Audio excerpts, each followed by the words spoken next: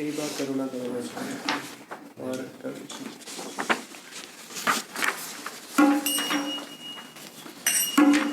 आप गाएंगे यही बात करुणा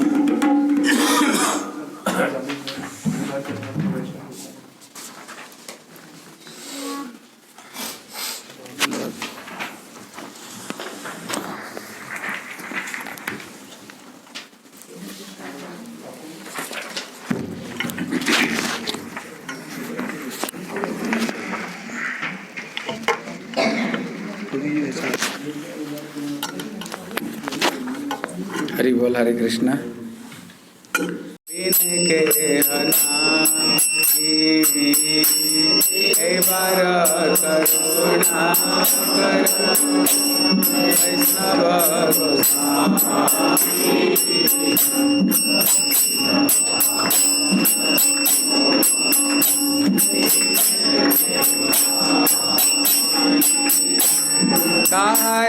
निकटे गेले पाप दूर जाय, हे मन दयाल प्रभु सेवा को तपाय।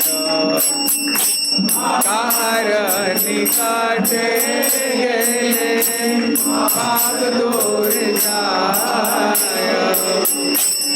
हे मन दयाल प्रभु सेवा को तपाय।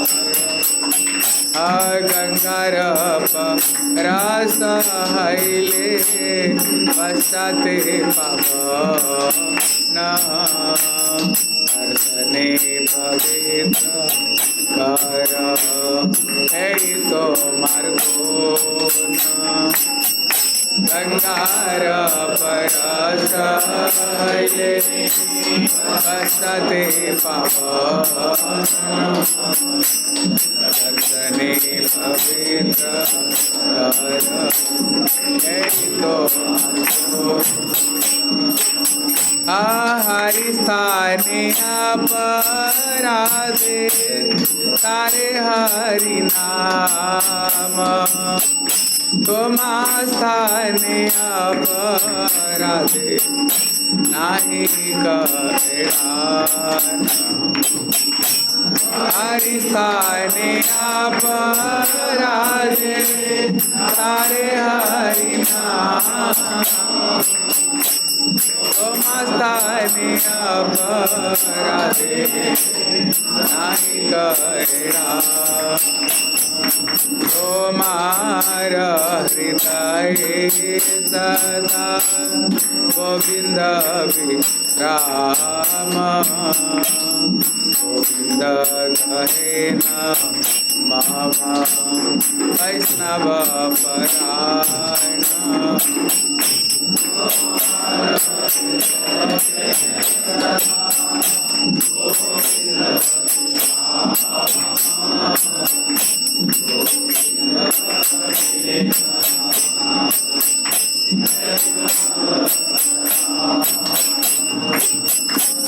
प्रति जन्म करी आशा चरणे रघुले, नारोतम कर दया अपनार बोले।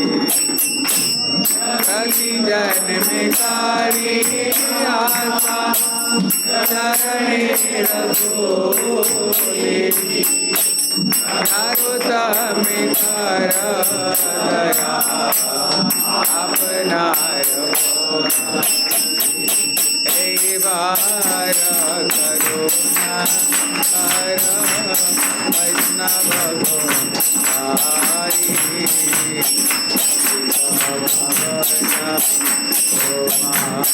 इनके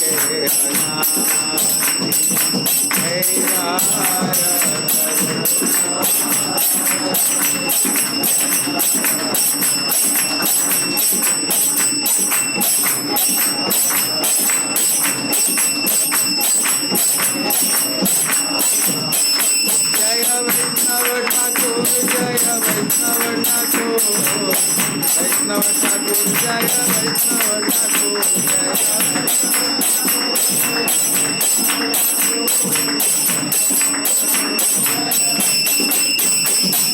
गौर हरि बोल हरि बोल हरि बोल हरि बोल जय गौर हरि जय गौर हरि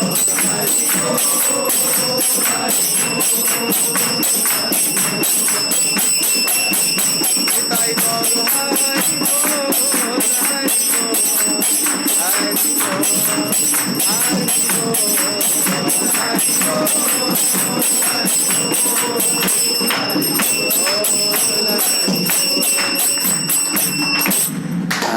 देखो ये जो भजन है श्री नरोत्तम दास ठाकुर जी का है। कहती ये नरोत्तम दास ठाकुर कौन है? बोले जब श्रीमान चैतन्य महाप्रभु ये संसार छोड़ करके जा रहे थे, एक पूर्व बंगाल में एक नदी है जिसका नाम पद्मा। चैतन्य महाप्रभु वो नदी को बोले देखो मैं अपना प्रेम तेरे पास में रख करके जा रहा हूँ, कुछ दिन बाद में एक बहुत बड़ा संत आएगा, वैष्णव आएगा, ये प्रेम तो उन्हें दे देना। बोले मेरे को पता कैसे चलेगा? वही संत है। बोले वो इतने बड़े साधु है, केवल जब उनका चरण स्पर्श तुम्हें हो जाए, केवल पानी में उनकी चरण का स्पर्श कर ले, तुम्हारी हृदय में इतने आनंद उमड़ेगा, तुम्हारा हृदय अपने आप तुम्हारे पानी उफरने लग जाएगी, अपने आप पानी उफरने लग जाएगी। फिर तुम समझना यही वही महापुरुष है, तो उनको दे देना। कहते वो श्रीला श्री नरोत्तम दास ठाकुर है। जब श्री नरोत्तम दास ठाकुर इनको चैतन्य महाप्रभु का प्रेमावतार बताया। ये महापुरुष जब जन्म हुए, जब इनकी केवल चरण स्पर्श हुई, वो पानी अपने आप उफरने लग गया। और उफरते समय इतने में एक हवा बही, वो हवा बहते हुए वो पानी को टच किया, और जिस तरफ में वो हवा चली गई वो देश इतने पवित्र हो गया, इतने पवित्र हो गया। अक्सर करके श्रील भक्ति सिद्धांत सरस्वती गोस्वामी ठाकुर जी के जितने शिष्य हैं सब उस तरफ से आए, सबके सब उसी तरफ से। अभी भी जितने अक्सर करके भक्त हैं, क्योंकि वो हवा स्पर्श करते हुए उधर चली गई थी, इसलिए वो स्थान को अत्यंत अत्यंत पवित्र बना दिए। और ये जो भजन हैं, इन्होंने जो जितने भजन लिखे हैं, वो ग्रंथ का नाम है प्रेम भक्ति चंद्रिका। श्रील प्रभुपाद एक समय भक्ति सिद्धांत सरस्वती ठाकुर एक समय सारे शिष्यों को प्रश्न किए, बोले बताओ तो किसको कृष्ण प्रेम चाहिए, हाथ उठाओ किसको कृष्ण प्रेम चाहिए। सबके सब हाथ उठाए। बोले भैया हम तो, हमारा लक्ष्य ही कृष्ण प्रेम है, हम तो कृष्ण प्रेम को पाने के लिए भजन कर रहे हैं। बोले अगर तुम कृष्ण प्रेम चाहते हो, एक आना में तुम्हें कृष्ण प्रेम मिल जाएगा। एक आना जानते हो कितने पैसा? बताओ तो। 6 पैसा। पहले 1 आना, 2 आना, 3 आना होता था, 6 पैसा। बोले तुमको 6 पैसा में कृष्ण प्रेम मिलेगा। बोले कैसे? बोले तुमको कुछ भी करने का जरूरत नहीं। उसी समय ये जो प्रेम भक्ति चंद्रिका का जो ग्रंथ का जो कीमत 1 आना था। बोले केवल 1 आना लेकर के वो ग्रंथ को खरीद कर लो, कुछ भी करने का जरूरत नहीं, केवल पढ़ो ग्रंथ को। केवल वो ग्रंथ को तुम पढ़ो, पढ़ते पढ़ते देखोगे अपने आप तुम्हें कृष्ण प्रेम मिल जाएगा।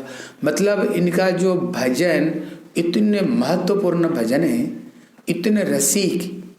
इनकी भजन 2 तरह का है, एक तो एक साधक के लिए और एक सिद्ध के लिए हैं। एक साधक के लिए और सिद्ध, ये दोनों के लिए इनका भजन अपूर्व भजन है। इसलिए करके इनकी भजन ही हम ज़्यादा गाते हैं। अभी लोग आ रहे थे ना, श्री गुरु चरण पद्मा केवल भक्ति सतमा पंद मोहि सब धानमा। इनका ही भजन है। गौरांग बोलीते हवे पुलक शरीर, हरि हरि बोलीते न यानी बाविनी। इनकी भजन है।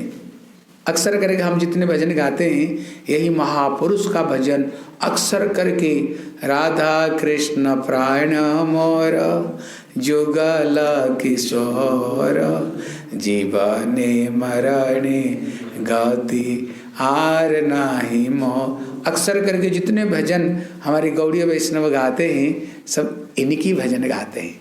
और ये सब भजन गाने पर ना ये सब भजन गाने पर हमारे गुरु जी कहते थे भगवान किसकी प्रार्थना सुनते हैं? ठाकुर जी सबका प्रार्थना नहीं सुनते हैं। इसलिए भक्ति विनोद ठाकुर कहते हैं सड़ंग शरणागति है वे जार तार प्रार्थना सुने श्री नंद कुमार। ठाकुर जी उन्हीं की ही प्रार्थना सुनते हैं जिनको 6 शरणागति हो जाए। इतना 6 शरणागति हो जाए। आपको पता है 6 शरणागति क्या क्या? 6 शरणागति कोई बता सकते हो? 6 तरह का शरणागति क्या है? कहते जिसको अंदर में ये 6 शरणागति हो जाएगी ठाकुर आप जो कुछ बोलोगे ठाकुर को सुनना ही पड़ेगा। ठाकुर जी को आपका प्रार्थना ठाकुर सुनना ही पड़ेगा। जो बोलोगे ना ठाकुर वही करेंगे। ठाकुर जी आपकी इशारा पर बैठेंगे और इशारा पर ठाकुर जी खड़े हो जाएंगे। केवल अगर जीवन में ये 6 शरणागति हो जाए। आपको पता है 6 शरणागति क्या है? इसलिए कहते अनुकूल्य संकल्पम प्रातिकूलस्य विवर्जनम रक्षी सती इति विश्वास गुप्तृते वर्णम तथा आत्मनिक्षेप कार्पण्य षडविध शरणागति। हो सके तो कोशिश करना ये श्लोकों को सीख लेने के लिए हैं, ये श्लोकों को सीखने के लिए। इसका मतलब है अनुकूल्य संकल्पम, भक्ति का जो अनुकूल वस्तु है उसे स्वीकार करना, संकल्प करना। आज से ऐसे कोई काम हम नहीं करेंगे जो काम करने से ठाकुर नाराज होते हैं, गुरु वैष्णव नाराज होते हैं, वो काम हमें नहीं करना। यही सही काम करेंगे जो काम करने पर ठाकुर जी प्रसन्न होते हैं, गुरु वैष्णव प्रसन्न होते हैं, वही काम कोई हम करेंगे हैं। अनुकूल्य संकल्प प्रातिकूल्य विवर्जनम बोले रक्षिष्यति इति विश्वास। भगवान के ऊपर में पूर्ण विश्वास होनी चाहिए। ठाकुर जी हमें जरूर रक्षा करेंगे, ठाकुर जी हमें जरूर रक्षा करेंगे। जैसे श्री हरिदास ठाकुर 22,000 में पिटाई हो रही है, लेकिन जितने जोर से पिटाई हो रही थी उतना जोर जोर से हरे कृष्ण कृष्ण कृष्ण हरे हरे हरे राम राम राम हरे, उतना जोर जोर से हरि नाम कर रहे थे, उतना जोर जोर से। अम्बरीश महाराज के ऊपर में दुर्वासा ने कृत्या को निक्षेप किया, राक्षस प्रकट हो गया, उनको मारने जा रहा था, लेकिन वो हाथ जोड़ कर खड़े हुए, क्योंकि राखे जाके राखे साइया मार सके ना कोई, बाल ना बांका कर सके जो जना जग बैरी होई। इसलिए उनको पूर्ण विश्वास है ठाकुर जी हमें जरूर रक्षा करेंगे। द्रौपदी की वस्त्रहरण हो रही थी, दुर्योधन जंघा पर हाथ पीट कर कह रहे द्रौपदी को उल्लंघन करके मेरे जंघे के ऊपर बैठा दो। इतने में भीम सर्वश्रेष्ठ गदाधारी हैं, अर्जुन सर्वश्रेष्ठ गांधीधारी, उनको बाहु फड़क रहा था। सोच रहे थे इनका गला यहीं पर हैं, यहीं पर घोट दे इनकी गला, लेकिन युधिष्ठिर महाराज वहाँ चुपचाप बैठे हुए, वो कुछ बोल नहीं रहे। भरी सभा में किसी की स्त्री की उल्लंघन की जाए आप सहन कर सकते हो, और सर्वश्रेष्ठ समर्थ रहते हुए कोई सहन कर सकता है? सहन कर ही नहीं सकते हो। लेकिन श्री युधिष्ठिर महाराज चुपचाप देख रहे थे। कारण क्या? इनका नाम है युधिष्ठिर। युधिष्ठिर मतलब क्या होता है? बोले युद्ध अवस्था में भी जिनकी बुद्धि स्थिर रहता है, कभी भी जिनका बुद्धि कभी विचलित कभी नहीं हो। क्यों विचलित नहीं हो? उनको संपूर्ण विश्वास है ठाकुर जी हमें रक्षा करेंगे। उनको पूर्ण विश्वास है कृष्ण यद्यपि हम सबको प्रेम करते हैं, लेकिन द्रौपदी को विशेष प्रेम करते हैं। इसलिए कृष्ण द्रौपदी को कहते हैं सखी, उनको सखी बोल करके उनको संबोधन करते हैं। इसलिए युधिष्ठिर को पूर्ण विश्वास है दुशासन कभी इनको उल्लंघन कर ही नहीं सकते। क्यों? कृष्ण स्वयं गीता में कहते हैं कौन्तेय प्रतिजानी न में भक्ता प्रणशति। हे अर्जुन तुम प्रतिज्ञा करो मेरे भक्तों का कभी विनाश नहीं उनको ये पूर्ण विश्वास है, पूर्ण विश्वास है। इसलिए दुशासन वस्त्र हरण करने के लिए कोशिश कर रहा था, भीमसेन का बाहु फड़क रहा है और श्री अर्जुन का, लेकिन युधिष्ठिर महाराज बोल रहे थे, अरे अपेक्षा तो करो, ठाकुर है कि नहीं, ठाकुर की अपना भक्तों रक्षा नहीं करेंगे क्या? ठाकुर के ऊपर तुम्हारे विश्वास नहीं है? ठाकुर क्या द्रौपदी को बचाएंगे नहीं ठाकुर जी? इसलिए चिंता में वो चुपचाप बैठे हुए। सचमुच से द्रौपदी सबको देख रही थी, सबको देख रही थी। शायद मेरे पति लोग कुछ बोलेंगे, वो सर नीचा करके बैठे हुए। शायद यहाँ पर गुरुवर्ग लोग भीष्म, द्रोणाचार्य, कृपाचार्य, धृतराष्ट्र कुछ बोलेंगे, सबके सब सर नीचा करके बैठे हुए। कोई सर उठा नहीं रहे कहीं सर को, हैं? कोई उनको तरफ में देख रहे थे, लेकिन कोई उसने बचाया नहीं। लेकिन जब देखा कोई नहीं बचाए, अपना कपड़े को स्वयं पकड़ करके दांत को नीचे दबा करके कोशिश कर रही थी अपना लज्जा निवारण करने के लिए।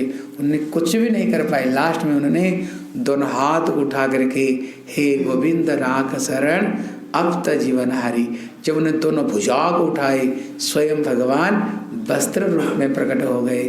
10,000 हाथी का ताकत खत्म हो गई, लेकिन 10 गज साड़ी समाप्त नहीं हुई। दुनिया देख रहे थे, साड़ी की कोई नारी, नारी बीच कोई साड़ी प्रकट हो गई। इसलिए क्या करनी? तीसरा शरणागति है रक्षिष्यति इति विश्वासो। हमें पूर्ण विश्वास होनी चाहिए, ठाकुर जी हमें जरूर रक्षा करेंगे, जरूर हमें ठाकुर जी रक्षा करेंगे। हमारी पूर्ण विश्वास हमारी होनी चाहिए ठाकुर जी का प्रति। जो चौथा है बोले गुप्तुते वर्णम तथा, भगवान के ऊपर ये पूर्ण विश्वास होनी चाहिए, ठाकुर जी हमें जरूर पालन करेंगे, रक्षा करेंगे और हमें पालन करेंगे। विश्वास पूर्ण रूप में होनी चाहिए। जैसे श्रीवास, वो 4 भाई थे, कोई काम धाम कुछ नहीं करते थे। 4 भाई, 4 पत्नियां और सारे बच्चे सब घर में बैठ जाते थे और मृदंग मजिरा लेकर के हरे कृष्णा कृष्णा हरे हरे, हरे राम राम हरे हरे, हरे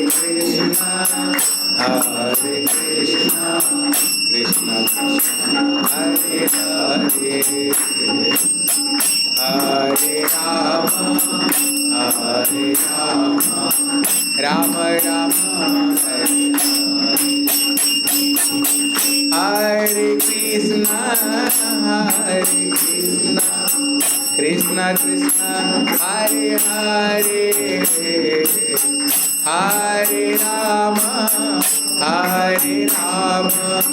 राम राम हरे हरे, हरे कृष्णा हरे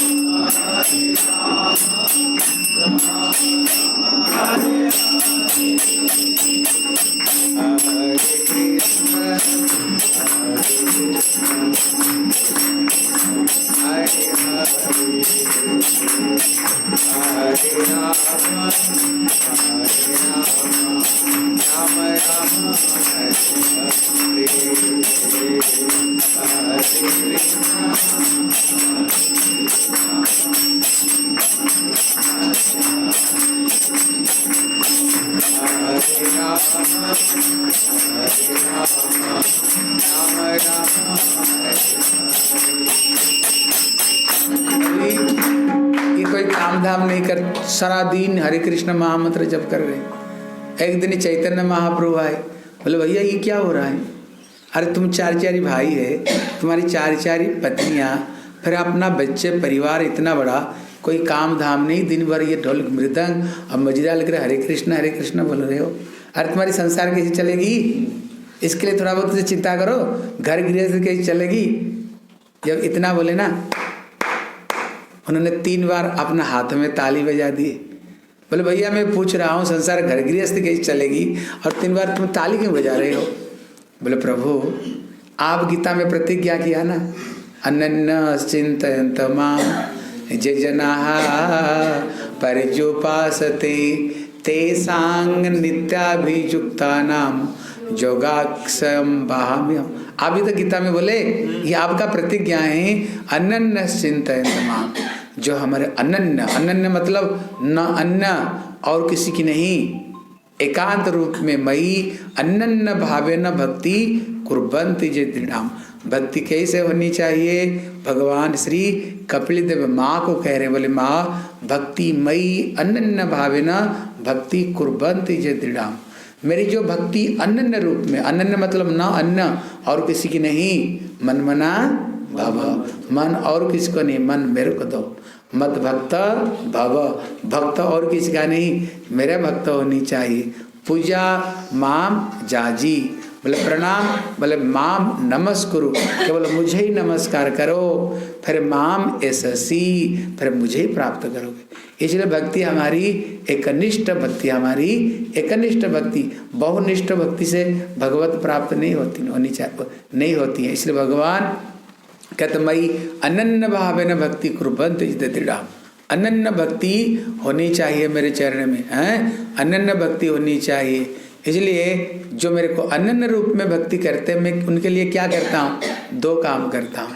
घर में जो चीज़ नहीं, सर पर रख करके पहुँचाता हूँ, और घर में जो चीज़ है मैं स्वयं एक दरवान बन करके उसका रखवाल करता हूँ। मतलब भगवान इतने बड़ी प्रतिज्ञा, भक्त के लिए इतने बड़ी प्रतिज्ञा ठाकुर जी लेते हैं, कितनी बड़ी प्रतिज्ञा है, मैं सर पर रख करके पहुँचाता हूँ। प्रश्न होता है क्यों भगवान सर पर क्यों पहुँच जाएंगे? भगवान की इतने अनंत करोड़ सेवक है, कहते जिनकी एक इशारा होने पर विश्व ब्रह्मांड में सृष्टि स्थिति प्रलय हो जाती है, केवल एक इशारा पर। कहते जस्य प्रभा प्रभवतो जगदंड कोटि कोटिषु अशेष वसुधाति विभूति वृणाम, हैं, बोले जिनकी एक एक लोमकूप में करोड़ों करोड़ ब्रह्मांड बैठा हुआ, जिनकी एक इशारा होने पर कितने ब्रह्मांड में सृष्टि स्थिति प्रलय हो जाती है। फिर भगवान को जरूरत है किसी घर सर पर रख कर पहुंचाने के लिए? नौकर भैया नहीं पहुंचा सकते, ठाकुर तो इच्छा करने पर नौकर पहुंचा जाएगा।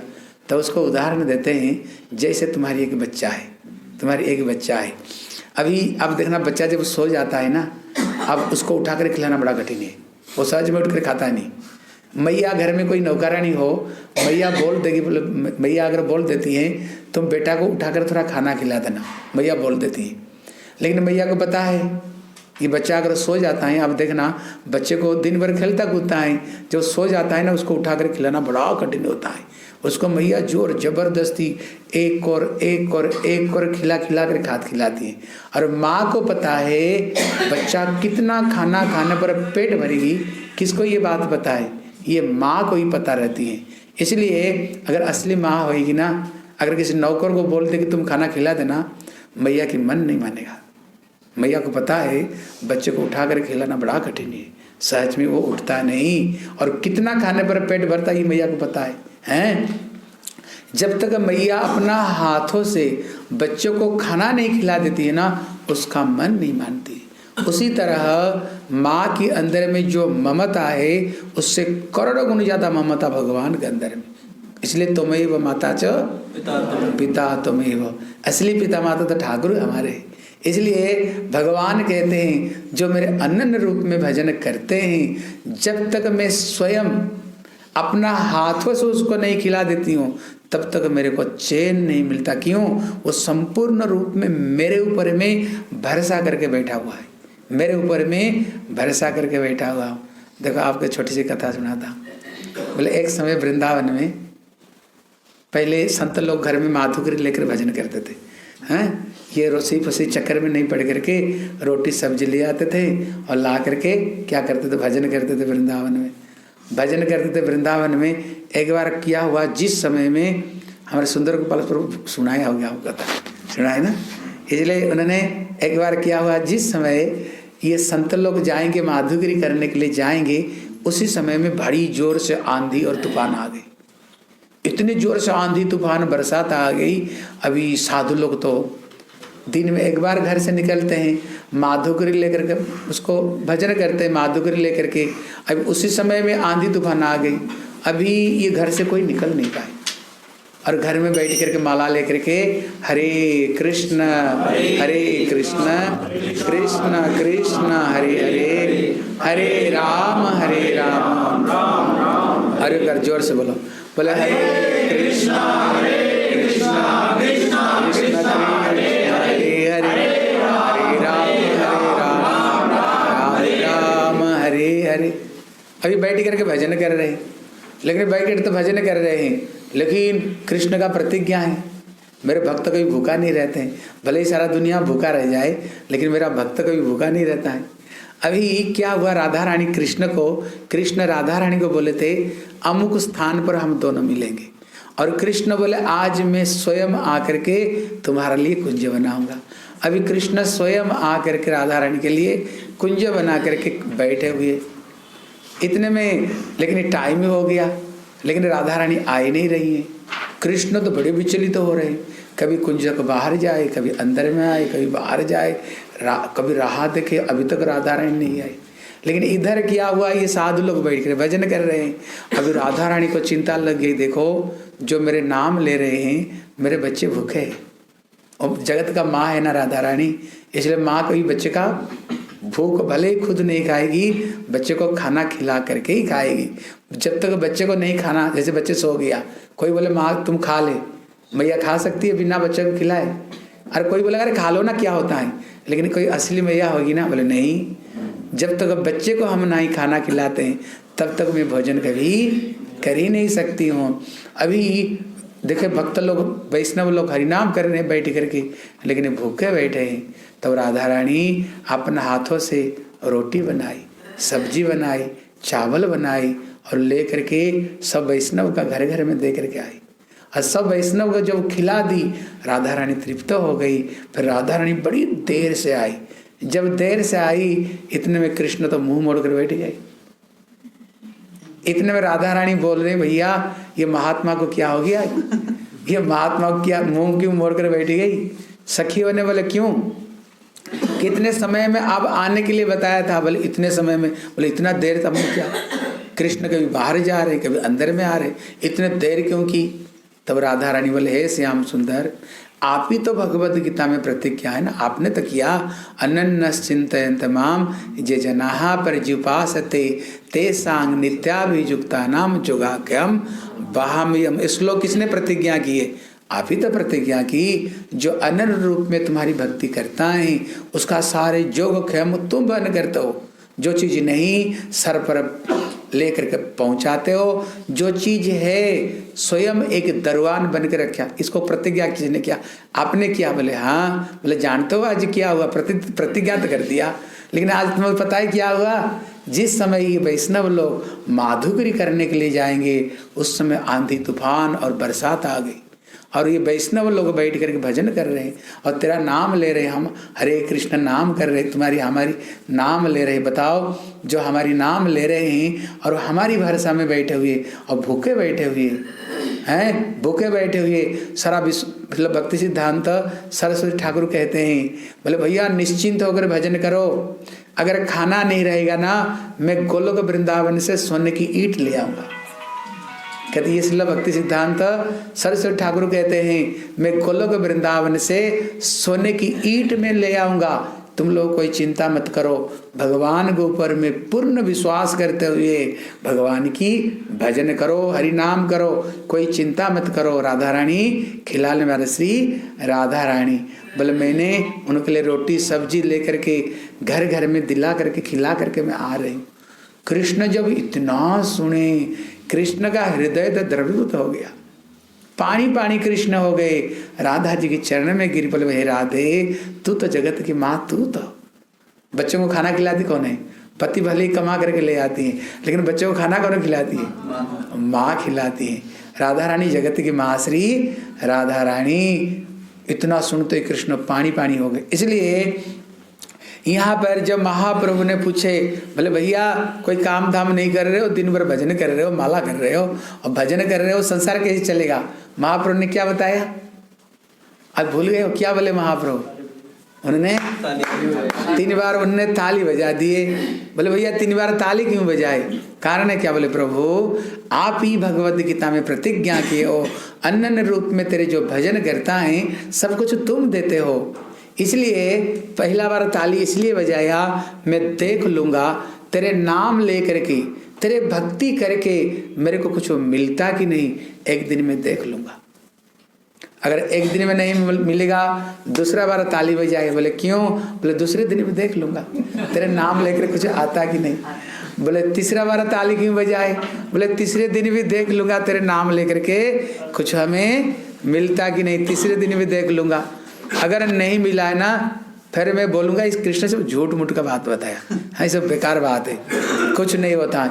फिर तुम्हें गले में रस्सी बांध करके हैं, गले में पत्थर में रस्सी बांध करके गंगा में डूब मरूंगा। बोले भगवान सब झूठ मूठ का बात बताए। देखो महाप्रभु इतने प्रसन्न हो गए, इतने प्रसन्न महाप्रभु हुए, उसका पीठ पर हाथ थपथपाए। बोले बेटा तेरे को मैं वरदान देता हूँ, भले ही लक्ष्मी कभी दरवाजा दरवाजा पर भीख मांग सकती हैं, लेकिन तेरे घर में कभी किसी चीज का अभाव नहीं होगी, तेरे घर में कभी अभाव नहीं होगी। बोले श्री निताई गौर प्रेमानंदे हरि हरि बोल।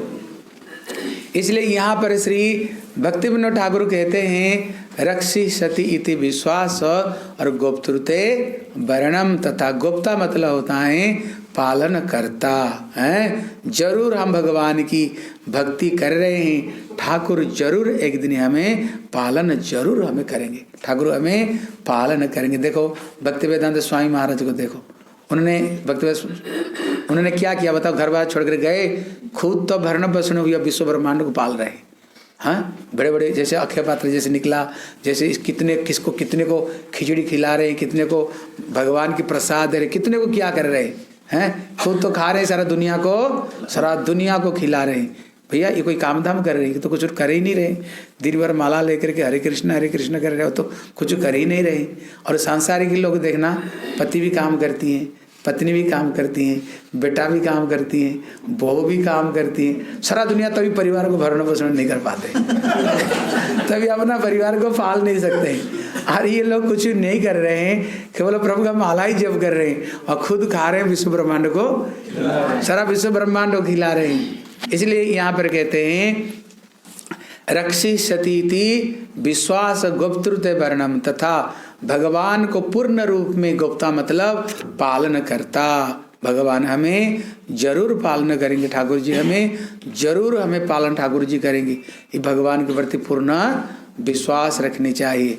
और आत्मनिक्षेप कार्पण्यम षडविध शरणागति, बोलो जो पंचमा शरणागति है आत्मनिक्षेप। आत्मनिक्षेप मतलब तो होता है ठाकुर जी के चरण में संपूर्ण शरणागति हो जाओ, ठाकुर जी के चरण में पूर्ण रूप में, ठाकुर जी के चरण में हमें शरणागति होनी चाहिए, हैं शरणागति होनी चाहिए ठाकुर का प्रति, तभी ठाकुर जी तभी हमारे लिए कुछ करेंगे। शरणागति कैसे होनी चाहिए? देखो जैसे द्रौपदी है ना, एक दिन द्रौपदी कृष्ण से प्रश्न करती है, बोले प्रभु जिस समय दुशासन मेरी वस्त्र हरण कर रहा था, मैं आपको बड़ी देर से पुकार रही थी, लेकिन आप आने में इतने देर क्यों लगाई? कृष्ण ने कहा द्रौपदी तू झूठ मत कहा करो, तू सच सच बता, तू मेरे को केवल एक बार तुमने बुलाई तभी मैंने आया। बोले प्रभु ऐसे कैसे कह रहे हो? जब से दुशासन ने मेरे को घर से पकड़ करके चोटी को पकड़ कर घिसटते हुए जब से ला रहा था तब से मैं पुकार रही थी। बोले द्रौपदी सच बताना, झूठ नहीं बोलना। बोले बोलो।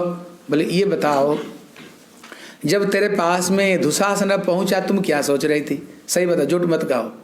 मैंने आधा रास्ता तक तेरे को रक्षा करने के लिए आया था, लेकिन मैंने वापस गया। बोले क्यों प्रभु जी? बोले तू सोच रही थी ये हीरा मेरा क्या कर लेगा? मेरे 5 पति है, सर्वश्रेष्ठ गांडीवधारी अर्जुन, सर्वश्रेष्ठ गदाधारी भीम, सर्वश्रेष्ठ भाला युद्ध में श्री युधिष्ठिर महाराज, तलवार में नकुल सहदेव जैसे कोई है ही नहीं। ये मेरे 5 पति रहती, हिजड़ा मेरा क्या कर लेगा? तू सोच रही थी ना? बोला हाँ प्रभु मैं सोच रही थी। और तब तुमको जो घिसटते हुए भरी सभा में लाए तो क्या कर रही थी? हाँ मेरे को पुकारते रही थी, लेकिन पतियों की तरफ में देख रही थी कि नहीं? बोला हाँ प्रभु देख रही थी। भगवान बोले जब तुमको इतने लोग रक्षा करने वाले, भैया मैं बीच में क्यों आता? इसलिए आधा रास्ता में आकर मैंने वापस चला गया। बोले और थोड़ा नज़दीक में भी आया तेरे को बचाने के लिए, फिर वापस गया। बोले फिर क्यों गए? बोले जब तुमने देखा ये 5 पति तुम्हें रक्षा नहीं किया, तुम ये सोच रही थी यहाँ पर भीष्म पितामह भीष्म, एक अगर मुंह से कोई बोली निकल गया ना, उनको टालने वाले कोई नहीं। धृतराष्ट्र बैठा हुआ है, अगर उसकी मुंह से कोई बोली निकल गई उसको कोई टाल नहीं सकते हैं। वहाँ पर द्रोणाचार्य कृपाचार्य बैठे हुए, एक से एक तुम्हारी गुरु वर्ग बैठे हुए थे।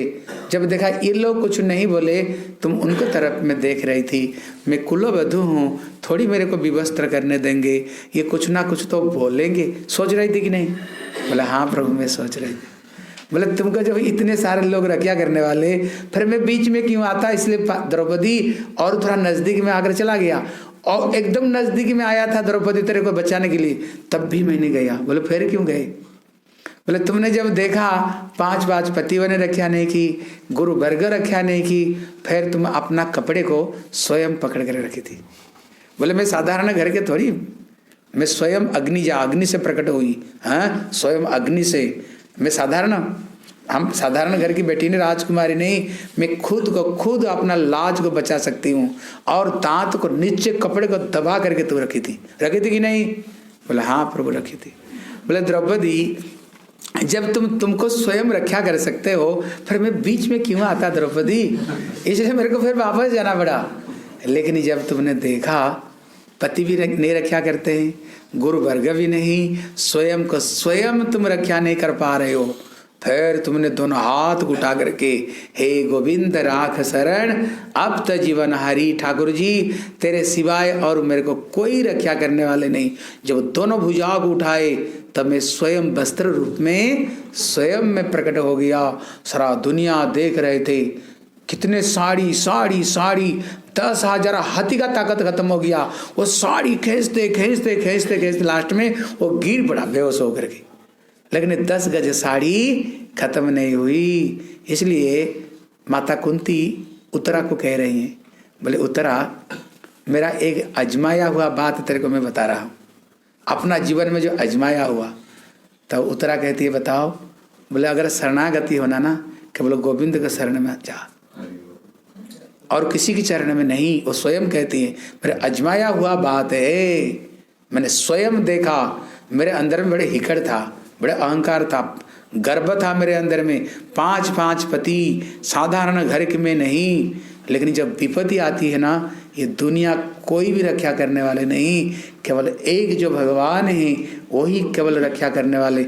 ये मेरी जीवन की अनुभूति की बात है, वो उत्तरा को कह रही हैं। इसलिए विपत्ति अवस्था में और किसी की शरण में नहीं जाना, केवल गोविंद को शरण में जाना, कृष्ण शरण में जाना, केवल वही तुम्हें रक्षा करने वाले। ये मेरी अपना अनुभूति की बात है, ये हमारी अनुभूति की बात है। ये दुनिया कैसे, आपको पूछेंगे भैया आप कैसे है? बोले जब तक जेब में पैसा है जब तक जेब में पैसा है ना, आप कैसे? पैसा गन आप नहीं, तुम कौन हो? तुम कौन हो? दूर से देखेंगे ना, पैसा नहीं, मुंह मोड़कर दूसरे तरफ में चले जाएंगे हैं। ये कुछ पैसा मांग नहीं ले।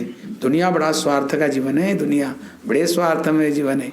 लेकिन एक भगवान ही कृष्ण ऐसे है जो हमें हर अवस्था में। इसलिए प्रहलाद महाराज बच्चों को कह रहे हैं, बोले बच्चों जब हम इंसान रूप में आते हैं तभी भगवान हमारा हृदय में परमात्मा रूप में तभी रहते हैं। जब हम टाटी के कीड़े बन जाते हैं ना, ये दुनिया कोई हमारे साथ में नहीं रहता है, लेकिन हमारे साथ में कृष्ण कभी हमें, किसी जीवन में कृष्ण हमें कभी त्याग नहीं देते हैं। टाटी के कीड़े बने तभी उस समय ठाकुर जी हमारा हृदय में, तब भी ठाकुर जी हृदय में रहते हैं। इसलिए हर समय क्या करनी चाहिए? बोलो हरे कृष्ण कृष्ण कृष्ण हरे हरे, हरे राम राम राम। बोलो हरे कृष्ण कृष्ण कृष्ण हरे हरे, हरे राम राम राम। बोलो हरे कृष्ण कृष्ण कृष्ण हरे हरे, हरे राम राम राम हरे हरे। हाँ हाँ, इसलिए कहते आत्मा निक्षेप कार्पण्य, कहते जो पंचमा जो शरणागति है भगवान के ऊपर में आत्मा समर्पण करनी चाहिए। कैसे करनी चाहिए? कहते द्रौपदी जैसे करनी चाहिए। द्रौपदी जैसे आत्मा समर्पण संपूर्ण रूप में ठाकुर जी के चरण में करनी चाहिए। जैसे श्री बलि महाराज भी आत्मसमर्पण उन्होंने कृष्ण को प्रति उन्होंने आत्मसमर्पण किया है। इसलिए बोले आत्मनिक्षेप कार्पण्यम।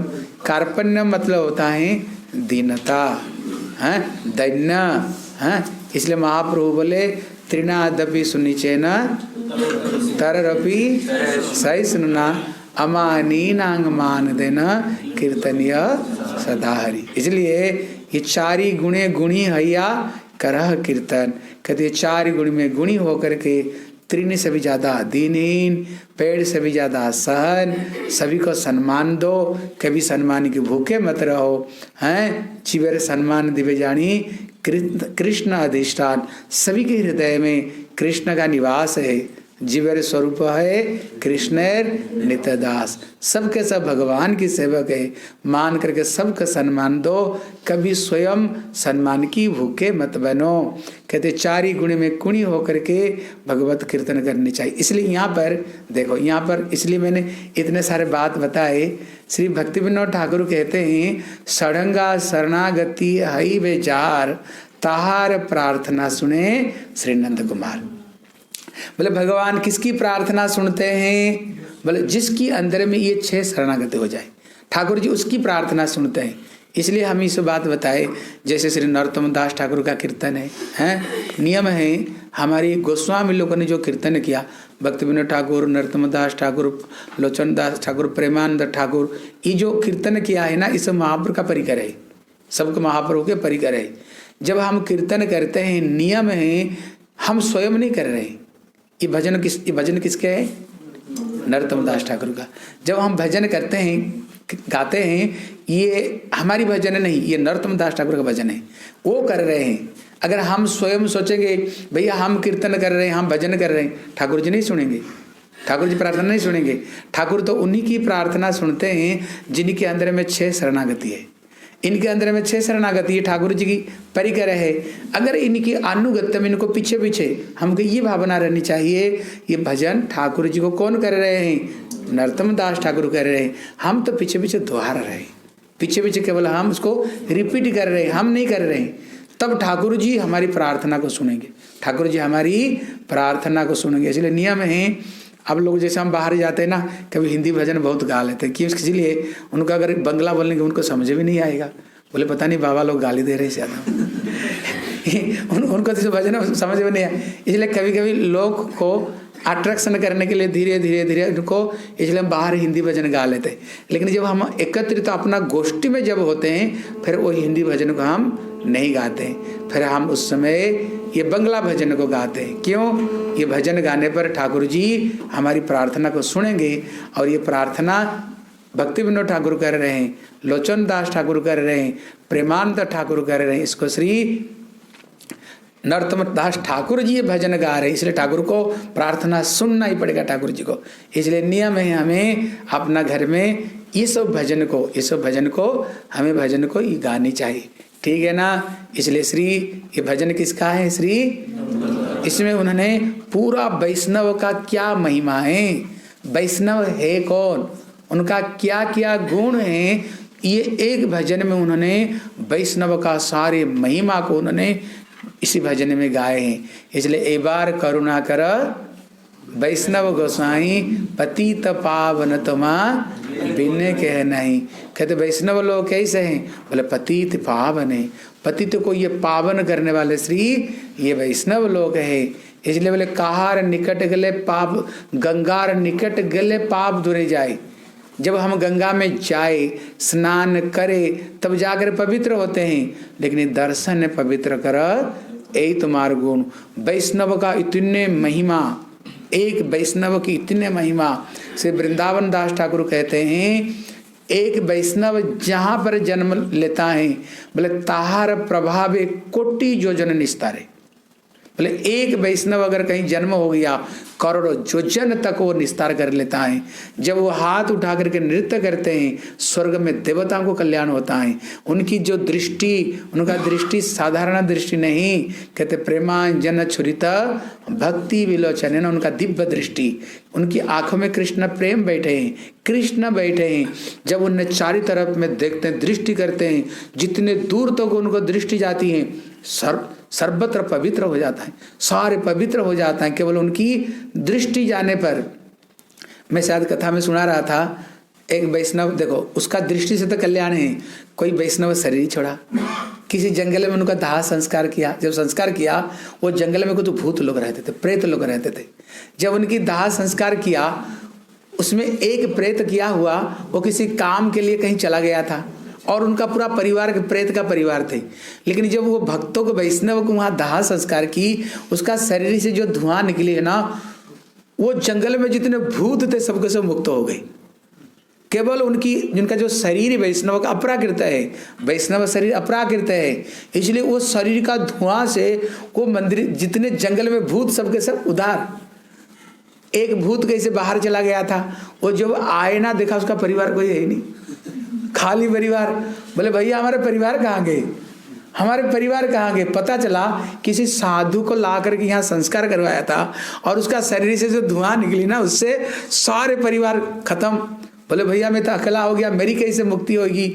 जहां पर उनको दाह संस्कार कराया था, उसी रज में आकर लौटपुट खाया तो उसका भी उद्धार हो गया।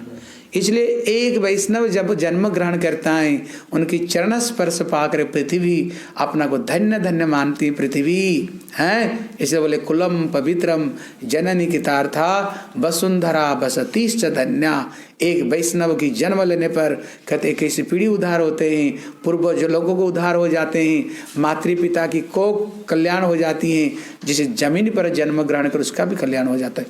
एक वैष्णव अगर कहीं, एक देखो स्वामी महाराज को तो एक वैष्णव हुए, सारा विश्व को कल्याण कर दी, सारा दुनिया को उन्होंने, महाराज जी सारा दुनिया को कल्याण कर दिया। इसलिए इसी भजन में पूरा वैष्णव की बहुत सारी महिमा। हमारे सुंदर गोपाल प्रभु जी अभी आपको थोड़ी सी भगवान की कथा सुनाएंगे, हमारे श्री सुंदर गोपाल प्रभु। ठीक है, बोले वांछा कल्पतरुभ्यश्च कृपा सिंधु वैवच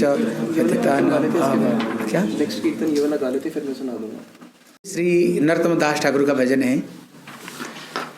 बोले कबे श्री चैतन्य मोरे करीबे न दया, कबे आमी पाई बाबै स्नव पद छाया। कबे श्री चैतन्य मोरे करीबे न दया, आमी पाई बाबै नव पद छाया।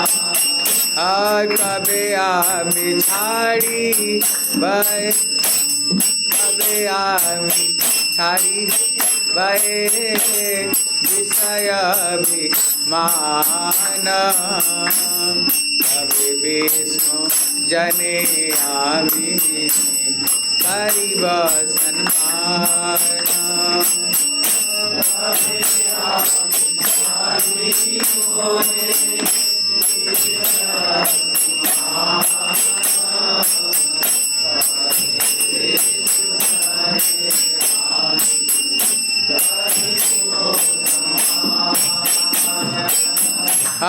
गलवस्त्र कृतांजलि वैष्णव निकटे, दंत तृणचारी दाड़ा इव निष्कपटे।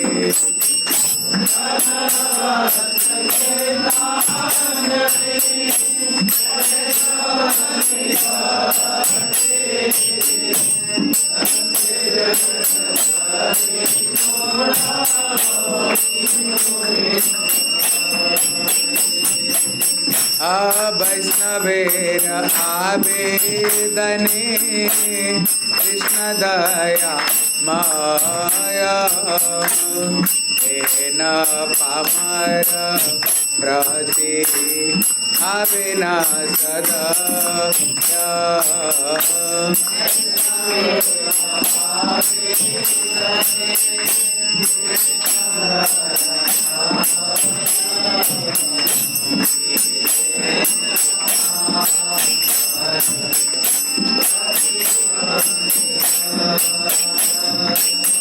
वैष्णवेर आवेदने कृष्ण दया माया हे न पामर प्रति अविना सदा वैष्णवेर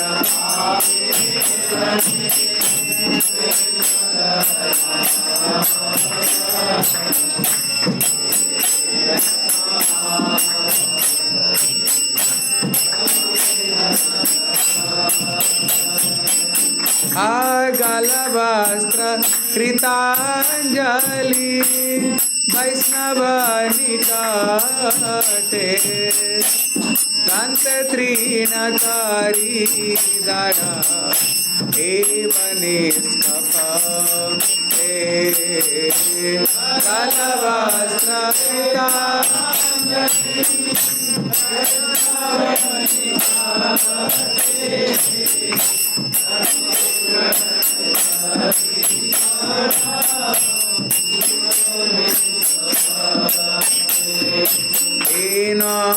देर निवेदन वैष्णव चरणे कृपा करी संगला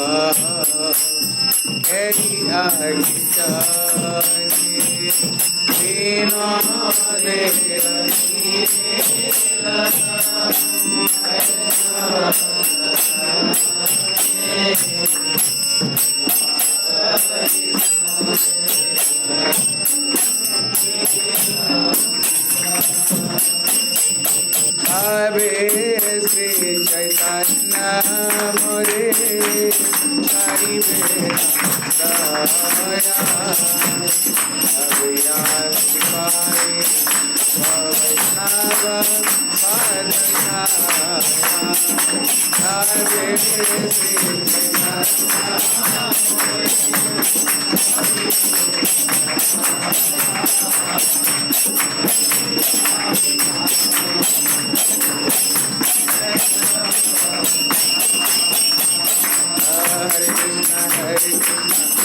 Krishna Hare Hare Hare Ram Ram Ram Hare Hare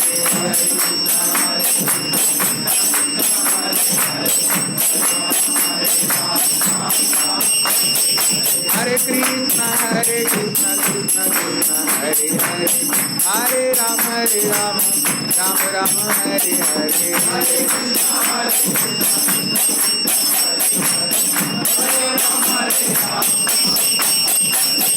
Nitai Gauranga Jaya Nitai Gauranga Nitai Gauranga Jaya Nitai Gauranga Hare Krishna Krishna Krishna Hare Hare Hare Rama Hare Rama Rama Rama Hare Hare Hare Krishna Hare Krishna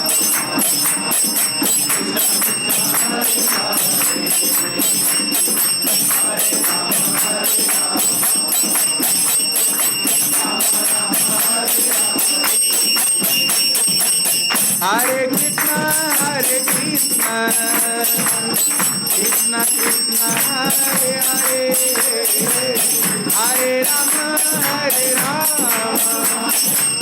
Rama Rama Hare Hare Hare Krishna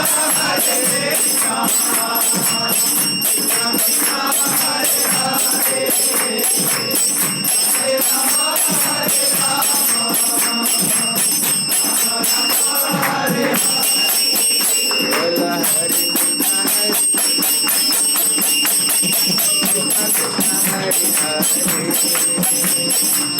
Hare Rama, Rama Rama, Hare Hare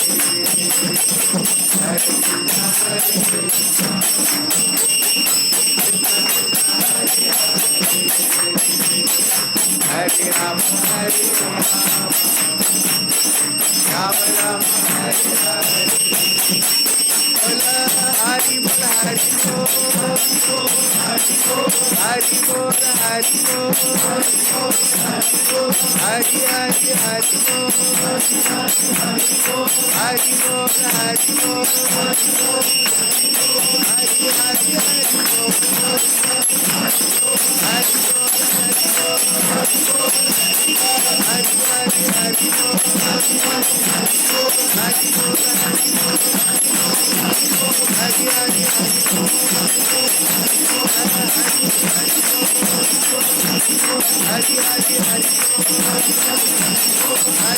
Hari Bol, Hari Bol, Hari Bol, Hari Bol, Hari Bol, Hari Hari Hari Bol, Hari Bol, Hari Bol, Hari Hari Hari Bol, Hari Bol, Hari Hari Hari Bol, Hari Bol, Hari Hari Hari Bol, Hari Bol,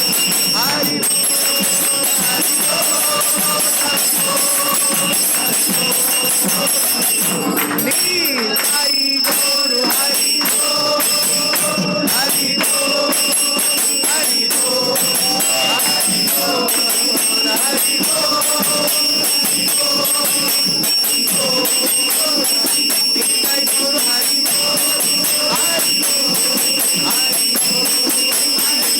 Hari Hari Hari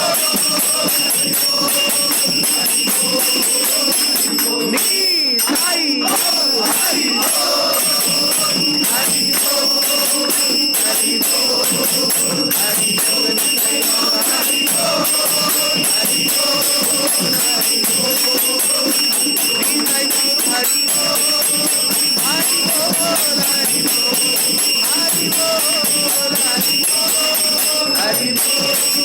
Hari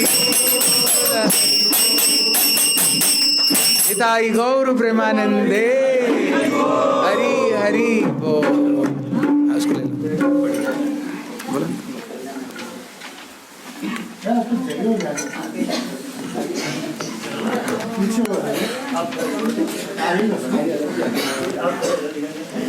मैं खड़ा हूँ तो 4 घंटे जाएंगे।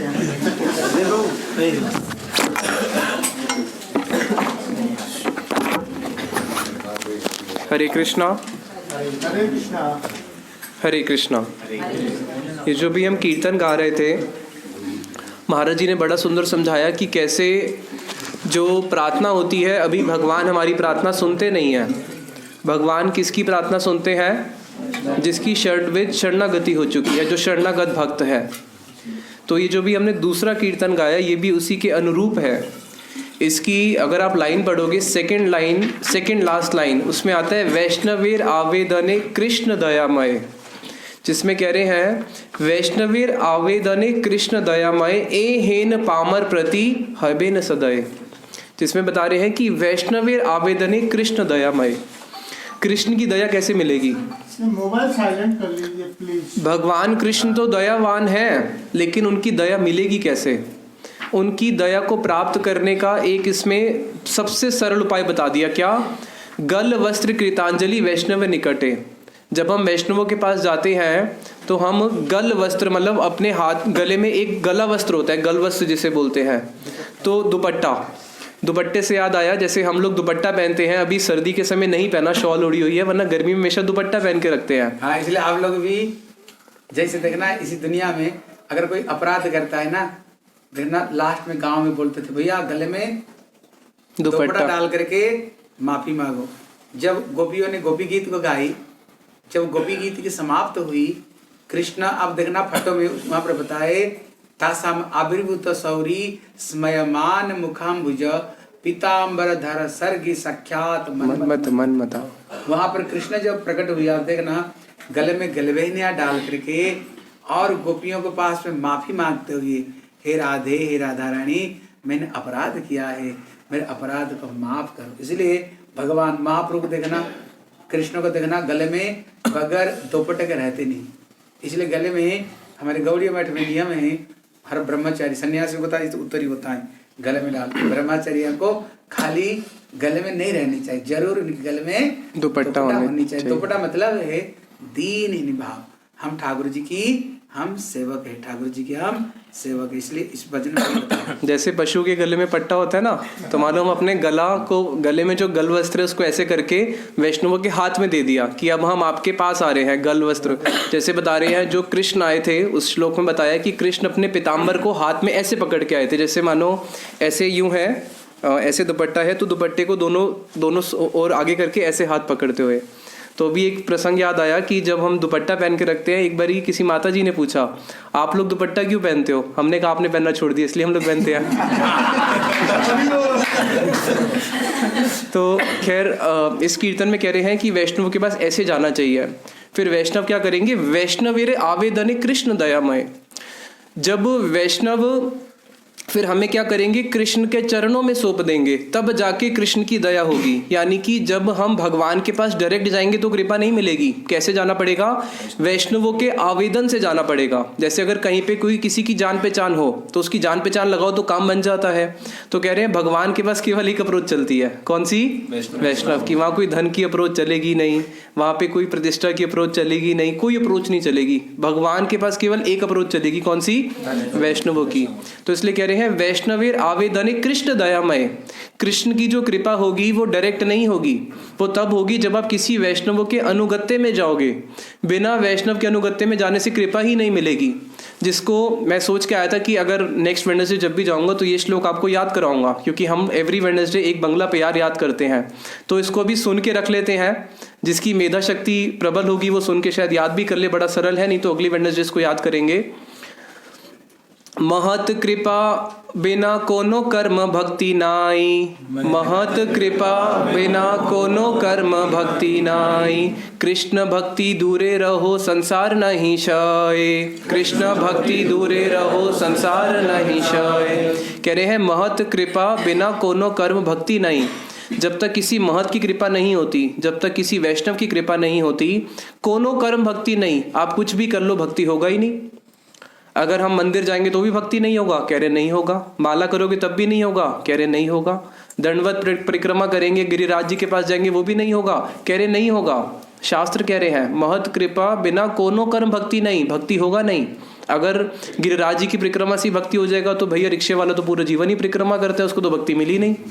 बंदर तो बेचारे वहीं पे पले, वहीं बड़े हुए और वहीं प्राणों को त्याग दिया, उनको भी भक्ति मिलती नहीं है। कह रहे हैं जब तक महत की कृपा नहीं होगी कोई भी कर्म भक्ति नहीं होगा।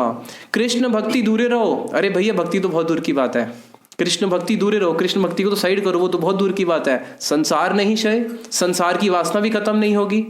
क्योंकि जब एक व्यक्ति भक्ति करना शुरू करता है सबसे पहले क्या होता है, उसकी संसार की जो वासना है वो कम होती है। तो कह रहे हैं भैया आपकी संसार की वासना भी कम नहीं होगी, कृष्ण तो बहुत दूर की बात है, कृष्ण क्या मिलेंगे। तो इसलिए कह दिया कि वैष्णवों के आवेदन से ही भक्ति मिलती है। हमारे इसका एक बड़ा अच्छा उदाहरण देता हूँ आपको। जब राम जी जा रहे थे वनवास में, राम और लक्ष्मण जी के दर्शन करके जितने भी वन में वहाँ पे जन थे सब उस परम पद को प्राप्त करने के अधिकारी हो गए, यानी कि वैकुंठ जाने के अधिकारी हो गए, राम की भक्ति मिलने के अधिकारी हो गए। लेकिन भक्ति नहीं मिली, क्यों? क्योंकि राम जी की डायरेक्ट कृपा हो रही है ना, वैष्णव तो है नहीं। तो राम जी ने उनको कृपा करके अधिकारी बना दिया कि तुम अधिकारी हो गए हो, लेकिन अभी भी उनको राम जी की भक्ति नहीं मिल रही है। फिर जब भरत जी को पता चला राम जी चले गए तो भरत जी पीछे पीछे आए। तो उन्होंने जब भरत जी के दर्शन करे तब उनको राम का प्रेम उनके हृदय में उत्पन्न हो गया। तो अधिकारी तो हो गए थे ब्रह्म पद के, लेकिन प्राप्त नहीं हुआ था। प्राप्त कब हुआ? जब भरत जी की कृपा मिली। फिर एक उदाहरण दिया, सूरदास जी का आप लोगों ने नाम सुना होगा। सूरदास, उनका पहले नाम था सूर स्वामी। आगरा के पास एक गांव है, उसका नाम है उसका गांव का नाम भी अगर वन करके है। वहाँ पे एक गांव है, उस वन में एक छोटा सा गांव है, वहाँ पे सूर स्वामी रह के भजन करते थे। तो सूरदास जी बहुत प्रबल भजन करते थे। वहाँ पे एक दिन पहुँचे वल्लभाचार्य जी, जो उनके गुरु लगते हैं। अभी उनका हरिनाम दीक्षा कुछ भी हुआ नहीं है। उन्होंने बोला कि हमने सुना है कि तुम्हारा कंठ बहुत अच्छा है, बड़े अच्छे अच्छे पद गाते हो, थोड़े पद सुनाओ। जब उन्होंने पद सुनाए उसमें कोई ठाकुर का नाम ही नहीं है। सारे पद ऐसे सुना रहे हैं कि भगवान जो है दीन वत्सल है, दीन पे कृपा करते हैं, हम तो दीनहीन है, हम पे कृपा करेंगे, ऐसे पद सुना रहे हैं। तो उनको उनके गुरु वल्लभाचार्य जी बोले कि भैया ये तो सब ठीक है। उन्होंने 3 पद सुनाए थे। बोले ये तो ठीक है, लेकिन कोई ऐसा पद तो सुनाओ जिसमें कृष्ण की लीला का नाम आए, यशोदा मैया का नाम है, ब्रजवासियों का नाम आए। ये तो बड़ा खुश, मतलब ड्राई हो गया। कुछ रस तो सुनाओ, कुछ रस तो आना चाहिए। इतने अच्छे कवि हो और कोई रस की कथा ही नहीं सुना रहे हो, कुछ कृष्ण लीला सुनाओ। बोले प्रभु वो तो मुझे आती ही नहीं है। कह रहे इतना भजन करते हो तब भी आता नहीं है? कह रहे नहीं मुझे आता नहीं, और मेरे हृदय में कभी स्फुरित हुआ भी नहीं। बोले अच्छा एक काम करो, यमुना जी स्नान करके आओ। यमुना जी स्नान करके आए, उनको मंत्र दीक्षा दिया। मंत्र दीक्षा जब उनको दिया, बोले अच्छा अब कल सुनाना। अब जब उन्होंने मंत्र दीक्षा ली, उनको भागवतम की जितनी भी सारी लीला है उनके हृदय में स्फुरित होने लगी। और अगले दिन से सारा वो बंद कर दिया और कौन से गाने शुरू कर दिए? केवल नंद नंदन, यशोदा नंदन, ब्रज के कृष्ण, उन्हीं की सुंदर सुंदर लीलाएं गानी शुरू कर दी। तो उससे पहले भी तो भजन करते थे, लेकिन कृपा हुई?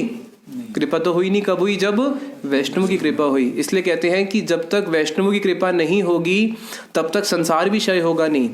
हमारे एक और चैतन्य महाप्रभु की लीला में बड़ा सुंदर उदाहरण आता है रघुनाथ दास गोस्वामी का। रघुनाथ दास गोस्वामी बचपन से ही उनके हृदय में बहुत वैराग्य था।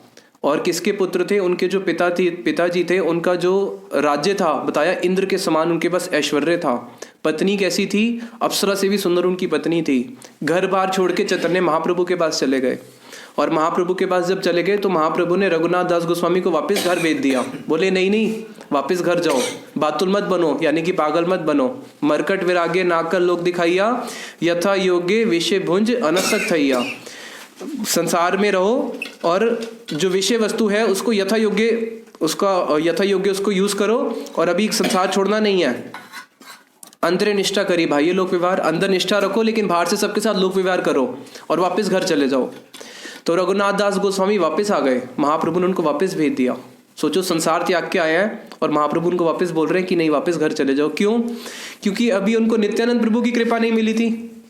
और जब उनको पता चला उनके घर के पास में नित्यानंद प्रभु आए हैं तो वो नित्यानंद प्रभु के पास गए। जब नित्यानंद प्रभु के पास गए तो नित्यानंद प्रभु ने बोला देखो सामने चोर आ गया। क्यों? क्योंकि भगवान किसकी संपत्ति है? नित्यानंद प्रभु की संपत्ति है। ठाकुर किसकी संपत्ति है? वैष्णव की संपत्ति है। अगर वैष्णव के बिना ठाकुर जी के पास जाओगे तो क्या आप खिलाओगे? चोर। भैया जिसकी संपत्ति है पहले उससे तो पूछोगे ना, मालिक तो वो है। तो भगवान खुद बोलते हैं मेरे मालिक कौन है? वैष्णव मेरे मालिक हैं। तो वहां पे उनको बोले कि ये चोर आ गया, इसको दंड देना पड़ेगा। तो वहां पे उनको दंड दिया। और भक्ति में दंड भी बड़ा अच्छा होता है। उनको दंड क्या दिया? बोले जितने मेरे भक्त हैं सबकी सेवा करो। तो रघुनाथ दास गोस्वामी ने वहां पे जितने भक्त थे सबको दही चिड़वा खिलाया। अब जब दही चिड़वा खिला दिया, अब नित्यानंद प्रभु के पास गए तो नित्यानंद प्रभु ने अब उन पे कृपा करी। अब नित्यानंद प्रभु ने उनको पता है क्या बोला?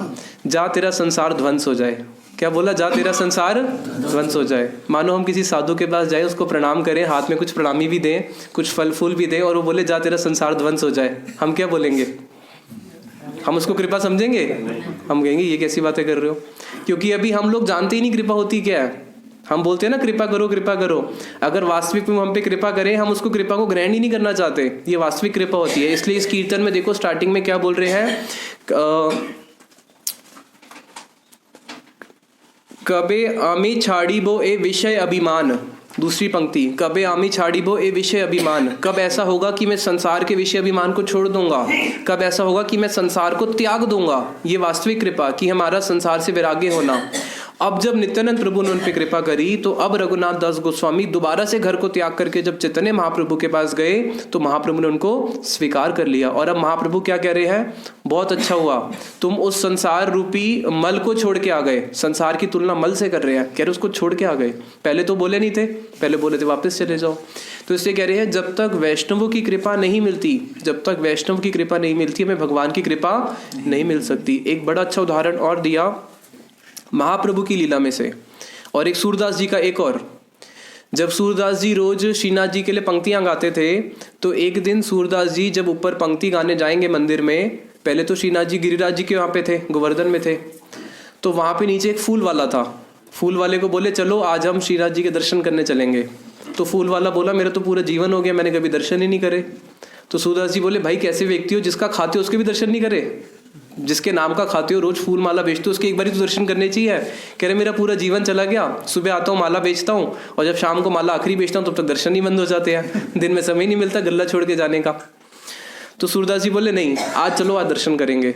अब जैसे ही सूरदास जी उसको लेके गए दर्शन के लिए तो श्रीनाथ जी ने अपने पट बंद कर दिए और पुजारी को बोल दिया कि जब तक ये सामने खड़ा रहेगा मैं पट्टी नहीं खोलूंगा। तो सूरदास जी के पास खबर पहुंची कि अभी तो दर्शन होंगे नहीं और ठाकुर जी कह रहे जब तक ये खड़ा रहेगा और दर्शन होंगे नहीं। सूरदास जी बोले अगर उनकी प्रतिज्ञा तो हमारी भी प्रतिज्ञा है, हम तो इसको दर्शन करवा के रहेंगे। तो सूरदास जी का अब समय आया जब वो भजन गाते हैं ठाकुर जी के लिए, तो वो भजन ही नहीं गा रहे हैं। ठाकुर जी बोल रहे भाई तुम भजन क्यों नहीं गा रहे? कह रहे तो आप दर्शन क्यों नहीं दे रहे? अगर आप दर्शन दोगे तभी मैं भजन गाऊंगा। बोले मैं दर्शन सबको दूंगा लेकिन इसको नहीं दूंगा, इसका पूरा जीवन निकल गया, पूरा जीवन ये मेरे यहाँ तक आया, इसने इतनी फूलों की माला बेची, एक बार भी मेरा दर्शन करने नहीं आ सकता था। दुनिया कहाँ से आती है और मेरे नाम का खातिर कभी दर्शन करने नहीं आया, इसलिए मैं इसको दर्शन नहीं दूंगा। सूरदास जी बोले ठीक है जब तक आप दर्शन नहीं दोगे हम भी कीर्तन नहीं गाएंगे। अब जब कीर्तन नहीं गाएंगे तो भगवान वो हो गए कि नहीं सूरदास के तो पद गाने हैं, उनको भगवान को आनंद आता है, तो उनके आदेश से भगवान को क्या किया, उसको दर्शन देने पड़े। इसलिए कह रहे हैं वैष्णवेर आवेदने कृष्ण दयामय। जो कृष्ण की दया है वो तब होती है जब हम वैष्णवों के पीछे पीछे चलते हैं, धाई तब पाछे पाछे, उनके पीछे पीछे चलना। एक बड़ा अच्छा उदाहरण दिया चैतन्य महाप्रभु के समय। एक भक्त थे नवदीप में रहते थे, उनका नाम था देवानंद पंडित। क्या नाम था? देवानंद पंडित। ये पंडित थे, भागवत का पाठ पढ़ते थे और भागवत का पाठ पढ़ते थे और इनके बहुत सारे शिष्य थे, सबको भागवत सिखाते थे, भक्ति की सारी क्रियाएं करते थे। एक दिन क्या हुआ जब ये भागवत पढ़ रहे थे तो इनकी सभा में श्रीवास पंडित आए, जिसके बारे में भी महाराज जी बता रहे थे ना, जिन्होंने 3 ताली मारी। हम बोलते हैं श्री कृष्ण चैतन्य प्रभु नित्यानंद श्री अद्वैत गदाधर श्रीवास आदि गौर भक्त वृंद। ये श्रीवास कौन है? नारद जी हैं, महाप्रभु की लीला में श्रीवास के रूप में आए हैं। जब श्रीवास जी वहाँ पे बैठे और उन्होंने देखा भागवत हो रही है और भक्तों को तो भागवत मिल जाए तो बड़ा आनंद आता है, वो भागवत कथा में बैठ गए। अब जब भागवत कथा में कृष्ण की कथा सुनी, उसको सुन के उनके हृदय में एक रोमांच उत्पन्न हुआ और वो रोने लगे। अब जब रोने लगे तो वहीं जमीन पे लोटपोट भी करने लगे जैसे बच्चे करते हैं। अब वहाँ पे जितने उनके सारे शिष्य बैठे थे उन्होंने देखा भैया तुम्हारी भागवत में डिस्टर्बेंस कर रहे हैं, परेशान कर रहे हैं, हम लोग आराम से भागवत सुन रहे हैं और ये कथा के बीच में रोते हैं, कथा के बीच में ही हंसते हैं, कथा के बीच में लोटपोट करते हैं। तो वो जो उनके शिष्य थे उनके भाव को नहीं समझ पाए कि तुम तो भागवत सुन रहे हो लेकिन भागवत का फल तो यही है रोना, लेकिन वो उसको समझ नहीं पाए। तो उनके शिष्यों ने क्या किया, उनको उठा के बाहर फेंक के आ गए, वो उठा के पूरा बाहर पटक के आ गए और वापस आके गुरुजी को बोला अब भागवत फिर से सुनाओ, और सुनने लग गए। तो वहां पे अपराध हो गया देवानंद पंडित का। क्यों? क्योंकि उन्होंने अपने शिष्य को रोका ही नहीं कि भैया इतने बड़े महापुरुष आए हैं जो कथा सुन के जिनके हृदय में रोमांच आ रहा है और उनको तुमने क्या किया, बाहर छोड़ के आ गए। अब जब ये बात चैतन्य महाप्रभु को पता चली तो महाप्रभु इतने क्रोधित हुए और बोले मैं देवानंद पंडित की भागवत फाड़ दूंगा। भागवत तो कृष्ण स्वरूप है और वो तो भागवत ही पढ़ रहे हैं, और महाप्रभु इतने क्रोधित होकर बोल रहे हैं मैं उनकी भागवत को फाड़ दूंगा, वो भागवत के बारे में कुछ नहीं जानते। अब देवानंद पंडित का अपराध भी हो गया और भक्ति भी कर रहे हैं, भक्ति के अंगों का तो पालन कर ही रहे हैं लेकिन भक्ति तो नहीं मिल रही ना, भक्ति के अंगों का पालन कर रहे हैं, धामवास भी कर रहे हैं, नवदीप में रह रहे हैं। अब क्या हुआ, एक दिन सौभाग्यवशत उनको संग मिला वक्रेश्वर पंडित का। वक्रेश्वर पंडित महाप्रभु के एक ऐसे परिकर थे जिनके लिए चैतन्य महाप्रभु एक बात बोलते थे कि मेरे को भगवान ने एक पंख दिया है, एक पंख, वो है वक्रेश्वर पंडित। अगर मेरे को कृष्ण एक और पंख देते तो मैं हवा में उड़ता। यानी कि वो इतने उन्नत भक्त थे वक्रेश्वर पंडित। वक्रेश्वर पंडित महाप्रभु के कीर्तन में 3 दिन 72 घंटे लगातार नृत्य करते थे बिना रुके, 72 घंटे। इसलिए कई बार हमारे गुरुवर जब देखते हैं ना कि कोई बहुत सेवा करता है तो उसकी उपमा देते हैं कि तुम तो वक्रेश्वर पंडित की तरह हो, वो बहुत नृत्य करते थे। तो एक दिन वक्रेश्वर पंडित उनकी कथा में आए और देवानंद पंडित जी ने वक्रेश्वर पंडित की सेवा करनी शुरू करी। उनकी सेवा करते करते करते करते कुछ दिनों के बाद उनकी सेवा करते करते इनके हृदय में भी भक्ति का उदय हुआ। अब जब इनके हृदय में भक्ति का उदय हुआ तब इनको समझ में आया कि कैसे मैंने पहले अपराध कर दिया था, किसके चरणों में, श्रीवास के चरणों में, और वो अपराध उनका क्षमा कैसे हुआ, किसकी सेवा करने से, वक्रेश्वर पंडित की। यहाँ पे देखो एक सिद्धांत है, कई बारी हम जाने अनजाने में कोई वैष्णव के चरणों में अपराध भी कर बैठते हैं, लेकिन कभी जब हमें उन्नत संग प्राप्त हो और हम उनकी सेवा करते रहें तो सेवा करते करते हमें रियलाइज़ हो जाता है कि हाँ मैंने कभी अपराध किया था, और उनकी सेवा करते करते जो हमने पूर्व में अपराध किए वो कैसे होते हैं, वो क्षमा हो जाते हैं। तो वहाँ पे वक्रेश्वर पंडित की सेवा करते हुए उनके हृदय में भक्ति का उदय हुआ, और उनको तब समझ में आया कि चैतन्य महाप्रभु स्वयं भगवान है, उससे पहले आता ही नहीं था। तो उससे पहले भी तो वो भक्ति करते थे, लेकिन भक्ति उनके जागृति थी नहीं जागृति कब जागी, जब उन्होंने किसकी सेवा करी, वक्रेश्वर पंडित की सेवा करी। इसलिए बोला कि महत कृपा बिना कोनो कर्म भक्ति नहीं। जब तक किसी महत की कृपा नहीं होगी कोई भी कर्म भक्ति कहलाएगा ही नहीं, संसार भी क्षय होगा नहीं। तब जाके फिर चैतन्य महाप्रभु ने उनको क्षमा किया और महाप्रभु ने उनको फिर कृष्ण प्रेम दान किया। इसलिए हमें हमारे गुरुवर एक बात बोलते थे, श्रीला भक्ति सिद्धांत सरस्वती ठाकुर प्रभुपाद जी के चरण आश्रित, वो बोलते थे कि हम लोग भगवान की सेवा करने नहीं आए, हम लोग तो वैष्णवों की सेवा करने आए हैं, क्योंकि वैष्णव की सेवा करने से भगवान की सेवा अपने आप हो जाएगी। और अभी हमें भगवान की सेवा करनी आती भी नहीं है, वैष्णव ही तो सिखाएंगे कि कैसे हमें भगवान की सेवा करनी है। इसलिए बोलते थे कि हम तो वैष्णवों की ही सेवा करेंगे। हमारे महाराज जी बड़ी अच्छी कथा सुनाते हैं। इसका समय था जन्माष्टमी का समय, जन्माष्टमी के समय था, और कलकत्ता में जो मठ है वहाँ पे रजनीगंधा की बड़ी सुंदर ठाकुर जी के लिए माला तैयार करके रखी हुई थी कि अब शाम को जैसे ही पट खुलेगा तो ठाकुर जी को रजनीगंधा की फूलों की माला पहनाएंगे जन्माष्टमी के समय। उसी समय महाराज जी के गुरु जी भक्ति स्वरूप सिद्धांति गोसाई महाराज जी के कुछ गुरु भाई उनसे मिलने के लिए आ गए। जब मिलने के लिए आ गए तो उन्होंने अपने शिष्यों को बोला कि जितनी भी माला है ये सारी वैष्णवों को पहना दो। तो सब लोग बोले जन्माष्टमी का समय है, इतनी मोटी मोटी माला बनवाइए ठाकुर जी के लिए, और कह रहे हो वैष्णवों को बना दो, क्योंकि उस समय और कोई माला उपलब्ध ही नहीं थी। कह रहे वैष्णवों को बनाने से भगवान के पास अपने आप पहुंच जाएगी, वैष्णवों को ही दे दो।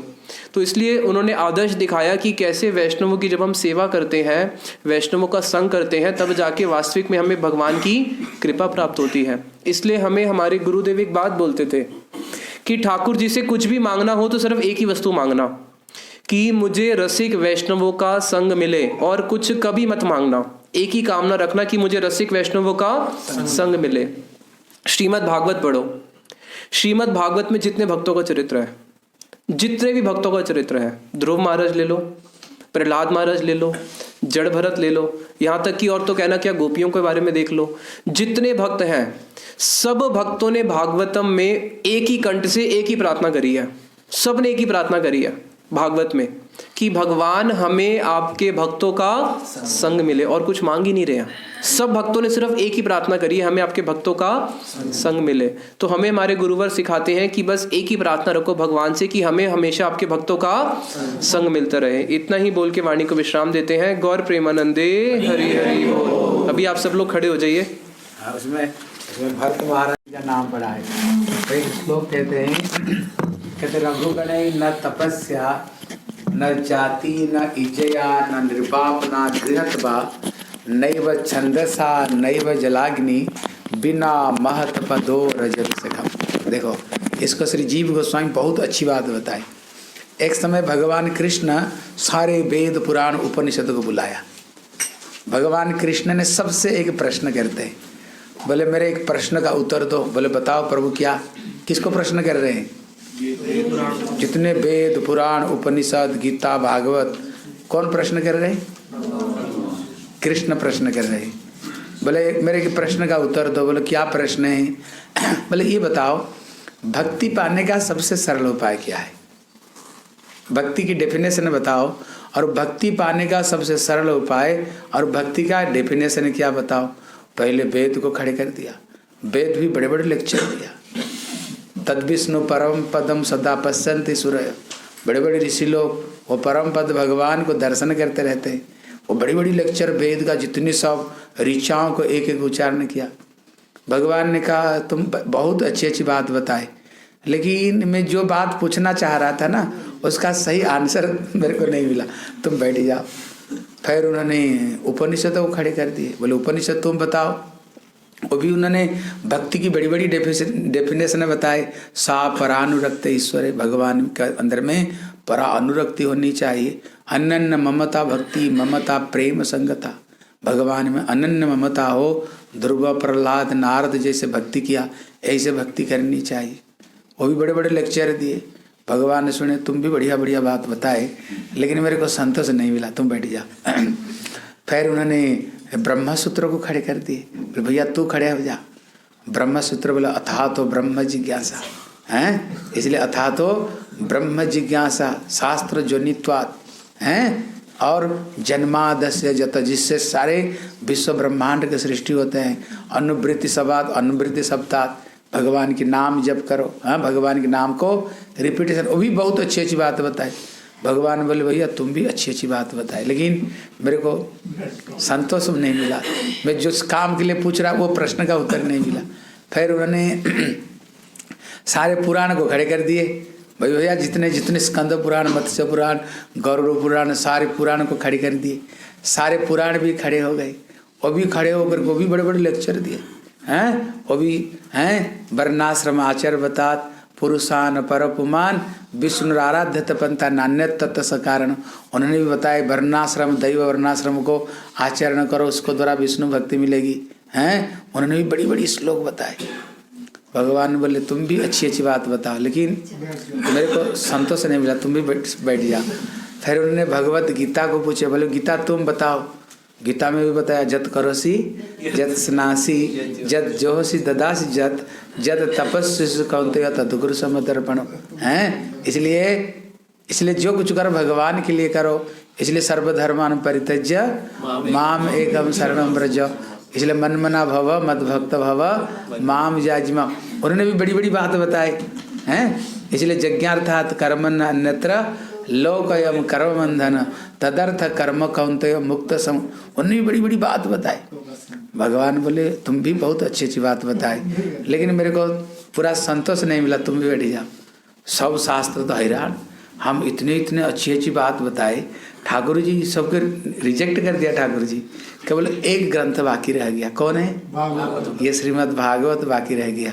अभी उन्होंने लास्ट में भागवत को खड़े किए, सब भागवत का मुंह ताक रहे, बोले हम तो फेल हो गए, हम सब फेल हो गए, ठाकुर हमें फेल कर दिया, अभी ये भागवत क्या बताते हैं। सब भागवत का मुंह ताक रहे। फिर भागवत ने 2 श्लोक उन्होंने उच्चारण किया है। एक प्रहलाद महाराज को जब उसको पिताजी प्रश्न किया, बोला ये बताओ तेरे बुद्धि को बिगड़ा किसने? क्योंकि जो कुछ मैं प्रश्न करता हूँ, हाँ तुम हर प्रश्न में श्रवणम कीर्तनम विष्णु स्मरणम पाद सेवनम अर्चनम बंदनम दास्य सख्य आत्मनिवेदनम इति पुंसार्पिता भक्तिश्चेत नवलक्षणा क्रियते भगवत अध्यात्मन अदितोत्तम। तुमको जो कुछ प्रश्न कर तो सारे कृष्ण भक्ति भगवान के स्मरण उसकी पूजा सेवा, बुद्धि तेरे बिगाड़ा कैसे नहीं? अभी भी उस समय तो एक हिरण्यकशिपु, अभी घर घर में हिरण्यकशिपु आ गए। अगर बेटा अगर भक्ति करे ना, बोले तेरे बेटा किसने बुद्धि को बिगाड़ा, लेकिन शराब पिए सिगरेट में बोले वेरी गुड, बच्चा एडवांस है सिगरेट। लेकिन तो कंठी में तिलम आला का बोले ये क्या, ये कोई उम्र तेरे भजन करने का? लेकिन सिगरेट पीने का उम्र है, शराब पीने का उम्र है, लेकिन भक्ति करने का उम्र नहीं। इसलिए बोले तेरे बुद्धि को बिगाड़ा किसने? ये संडा अमर क्या तेरे बुद्धि बिगाड़ दिए, जिसको पास में हमने पढ़ने के लिए दिया था। हाँ ये संडा और अमर का, संडा मतलब साढ़, अमर का मतलब बंदर, मतलब जो बगैर भगवत भक्ति के केवल पैसा कमाने का जो शिक्षा देते हैं ना, कहते सब बंदर और सबके सभी और साढ़ सबके सभी है। ये कोई टीचर है ही नहीं, कोई टीचर नहीं है। इसलिए बोले ये दोनों क्या तुम्हारी बुद्धि बिगाड़ी? तब श्री प्रहलाद महाराज कहते हैं नैसांग मतिस्तावत उरुक्रमांग्री स्पिशर्थ अनर्थ अपगमम जदर्थ मई असाम निष्किंचना नाम न प्रणीति जावत। बोले पिताजी ये संडा अमर के क्या हमारी बुद्धि बिगाड़ी है? खुद का बुद्धि सही थोड़ी है, उसका खुद का बुद्धि थोड़ी सही है। इसलिए नैसांग मति स्तावत उरुक्रमांग्री, तब तक ये बुद्धि भगवत चरण में लगी नहीं सकते हैं। अपना द्वारा हो नहीं तो पराया द्वारा हो, जब तक निष्किंचना नाम न वृणीत जावत, जब तक कोई निष्किंचन किसी भक्तों को शरण में तुम नहीं जाते हो, इन्हीं के अनुगत्य में भक्ति नहीं करते हो, तो जो कुछ कर ले कुछ होने वाले नहीं। उन्होंने उदाहरण दिया, ये भरत महाराज श्री रघुगण महाराज को कह रहे हैं रघुगणी न तपस्या। अगर कोई बोले हम तपस्या करके भगवान को पा लेंगे, बोले तपस्या से भगवान नहीं मिलते। न जाति, बहुत उच्च कुल में जन्म ले लिया भगवान मिलेंगे, बोले नहीं। बोले न इज्जया, दिन भर पढ़ता रहता हूँ, हम दिन भर पढ़ता रहता हूँ, बोले इससे भी भगवान नहीं मिलेंगे। हैं निर्पाप ना गृहत बा, बोले हमने घर बार छोड़ दिया साधु बन गए, भगवान नहीं मिलेंगे। नहीं वह छंदस, बोले रोज वेद पाठ करता हूँ, बोले नहीं मिलेंगे। नहीं वह जलाग्नि, बोले दिन भर जल अग्नि को मैं पूजा करता हूँ, बोले नहीं मिलेंगे। बोले कब तक नहीं मिलेंगे? मई असाम निष्किंचना नाम न चावत, इसलिए बिना महत पदो रजो भी से कम। जब तक तो किसी महान साधु की शरण में तुम नहीं जाते हो, कहते जितने भले ही जीवन में कुछ कर ले, कुछ होने वाले नहीं। जब ये बात सुना है ना, ठाकुर जी खुश हो गए। ठाकुर जी खुश हो गए, बोले यही तो मैं सुनना चाह रहा था। हाँ, इसलिए 100 उनको मार्ग मिल गया। हाँ, उनको मार्ग मिल गया। इसलिए भक्तों का चरण में भक्ति, इसलिए नरोत्तम दास ठाकुर कहते हैं भक्ति पाने का सबसे सरल 3 उपाय, भक्त पद जल और भक्त पद धूलि, भक्त भुक्त से सही 3 साधन निर्बल। एक भक्तों का चरण धूलि, दूसरा भक्तों का चरणामृत, तीसरा उनके अधरामृत व उनकी कथामृत है। कहते ये 3 चीज जितने जल्दी भक्ति देने वाले दुनिया में कोई चीज है नहीं जो कि इतने जल्दी भक्ति देने वाले। इसलिए भागवत में बताए अनुब्रजामि अहम नित्यं पुए एत अग्रेणु भी, कृष्ण स्वयं कहते हैं। बोले मैं भक्तों का पीछे पीछे चलता हूँ। बोले क्यों? भक्तों को पीछे पीछे क्यों चलते हो? बोले उनकी चरण धूलि पाने के लिए। बोले भक्तों की चरण धूलि पाने के लिए क्यों? बोले पुएत, बोले पवित्र बनने के लिए। बोले आप क्या अपवित्र हो गए? बोले हाँ मैं अपवित्र हो गया। बोले क्यों? बोले भक्तों की सेवा लेते लेते ना मैं अपवित्र हो गया। जैसे भक्त लोग मेरी सेवा करते हैं, अब दिन भर सेवा करते हैं, मैं कहता हूँ भैया कुछ ले लो। बोले न धनम न जनम न सुंदरी कविता व जगदीश काम है। अगर मैं भक्तों को देना चाहता हूँ ना, भक्तों कुछ भी लेना नहीं चाहते, धन जन पुत्र कुछ भी लेना नहीं चाहते।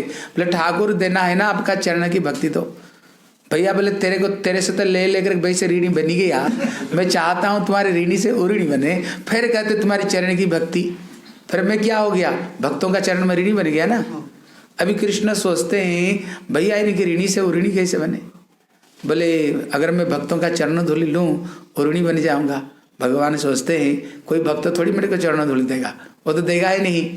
इसलिए मैं काम करता हूँ, जब भक्त चलेंगे ना उसको पीछे पीछे पीछे पीछे छुप छुप कर चलूंगा, क्योंकि जब चलेंगे चरण धूलि उड़ेगा, चरण की उड़ेगा तो मेरे सर पर गिरेगा तो मैं पवित्र हो जाऊंगा। मतलब भक्तों का चरण धूलि इतने पवित्र, लेकिन भक्त बनना बड़ा सख्त है। भक्त भी इतना बात नहीं, भक्त बनना बहुत सख्त है, भक्त बनना भी। हाँ, ऐसे जो भक्त है जो निष्कपट रूप में सचमुच से जो निर्वैरम, जिसका कोई बैरी नहीं है, जिसकी हृदय संपूर्ण भगवत भक्ति रस में शराब, और ऐसे भक्त भी मिलना बहुत कठिन है। हाँ, यहाँ पर श्री विश्वनाथ चक्रवर्ती ठाकुर की बहुत अच्छी बात बताते हैं। अभी मैं बताता हूँ, मैं फिर पूछूंगा आपने क्या समझा। आपको एक बहुत गहरा बात बता रहा हूँ जिसको विश्वनाथ चक्रवर्ती ठाकुर को कह रहे हैं। बोले भगवान भक्तों का चरण धूलि क्यों चाहते हैं?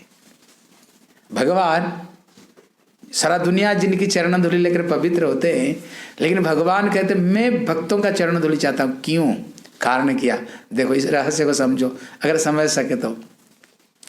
कहते भगवान विषय विग्रह जान तो भगवान स्वयं भगवान है, और भक्त आश्रय, उनकी चरणों का आश्रय करके भजन करता है। भक्त किसकी भक्ति करते हैं? सेवा किसको करते हैं? ठाकुर जी को भक्ति करते हैं। लेकिन एक आश्चर्य बात है, कृष्ण तो रस स्वरूप है, आनंद स्वरूप, कृष्ण तो प्रेम स्वरूप है, लेकिन जब राधा रानी उनको भक्ति करती है, भक्त उनको भक्ति करते हैं, भगवान को जितने आनंद है ना, उससे राधा रानी को करोड़ों गुण ज्यादा आनंद मिलता है, करोड़ों गुण ज्यादा आनंद मिलता है। जैसे एक माता कोई रसोई बनाई, बढ़िया रसोई, अगर किसी ने खा करके अंगुल चाट कर खाया, अंगुल को और खूब थाली की चाट कर खाया, बोले क्या आपने प्रसाद बनाया, क्या अद्भुत, पंच मुंह में वर्णन करना। देखना जो खा रहा है उसको जितने आनंद होगा, जिसने बनाया ना उसको ज़्यादा आनंद मिलेगा। बस आज हमने इतने सुंदर खाना बनाए और खुद सब अंगुल चाट कर खाए, थाला चाट कर खाए। देखना जिसे बनाया होगा ना उसको ज़्यादा आनंद होगा जो खाना खा रहे, इतने खुश होगा। फिर सोचेगा भैया कब आए, कब फिर आए, कब खाना बनाए। हाँ, इसलिए नियम है माताओं के हाथ से बढ़िया खाना खाना है ना, कभी निंदा नहीं करनी चाहिए। प्रशंसा करनी चाहिए, डायरेक्ट उनकी नहीं, क्योंकि उतना कष्ट करके बनाती है। इतना अगर नमक कम है ना बोलनी चाहिए बढ़िया बनाया, लेकिन थोड़ी सी नमक होता तो और अच्छा होता। इसलिए डायरेक्ट कभी नहीं बोलनी चाहिए। अरे क्यों कष्ट करके बनाती है इतना, इसलिए अगर कोई बोलेगा हमने इतना परिश्रम किया, नहीं, इसलिए नहीं बोलनी चाहिए। इसलिए अभी कृष्ण हो गए कौन, भगवान विषय विग्रह, भक्त हो गए उनके आश्रय। अभी भक्त लोग भगवान की भक्ति करते हैं, लेकिन आनंद ज्यादा किसको मिलता है, आश्रय विग्रह भगवान को।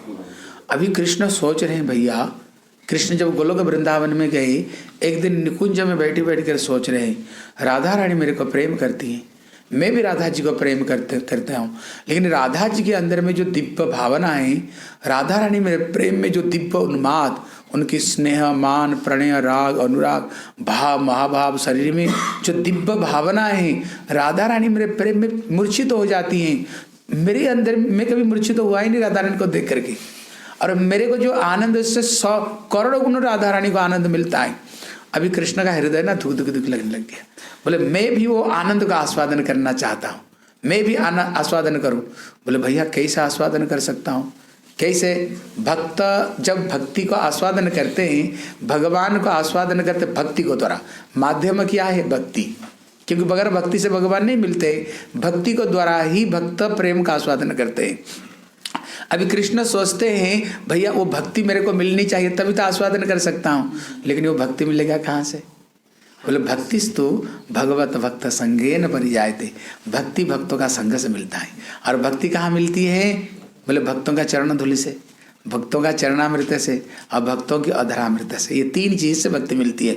इसलिए कृष्ण भक्तों को पीछे पीछे इसलिए चलते हैं, भक्तों का चरण धूलि में भक्ति मिलेगी। इसलिए कृष्ण भी हैं, इसलिए कृष्ण भी कलियुग में और राधा जी की भाव अंगकांति लेकर के आए, भक्त की भाव अंगकांति। इसलिए महाप्रभु गौरव हरि रूप में क्यों आए, किस लिए आए? हर अवतार काले केवल एक महाप्रभु गोरे है। क्यों? राधा जी से 2 चीज उधार लिया, एक राधा जी की भाव और एक राधा जी की अंग कांति। ये 2 चीज लेकर कृष्ण स्वयं कलियुग में आए। कृष्ण होकर के स्वयं कृष्ण हैं, लेकिन राधा भाव में विभावित होकर के हा कृष्ण तुम कहाँ है, हरे कृष्ण कृष्ण कृष्ण हरे हरे, हरे राम राम राम। इसलिए दिन रात कृष्ण स्वयं महाप्रभु रूप में, कृष्ण नाम कृष्ण स्वयं, लेकिन हा कृष्ण बोले पागल हो रहे। बोले क्यों? अभी राधा जी की भाव में, राधा जी की भाव में। इसलिए भक्तों की चरण से ही भगवत भक्ति मिलती है। इसलिए यहाँ पर श्री रघुगण महाराज कह रहे हैं, जब तक महत चरण में, किसी वैष्णव चरण में अभिषिक्त नहीं होंगे, जो कुछ कर लो भक्ति मिलने वाले नहीं। बोला श्री वैष्णव ठाकुर की जय। गौर प्रेमानंदे हरि हरि।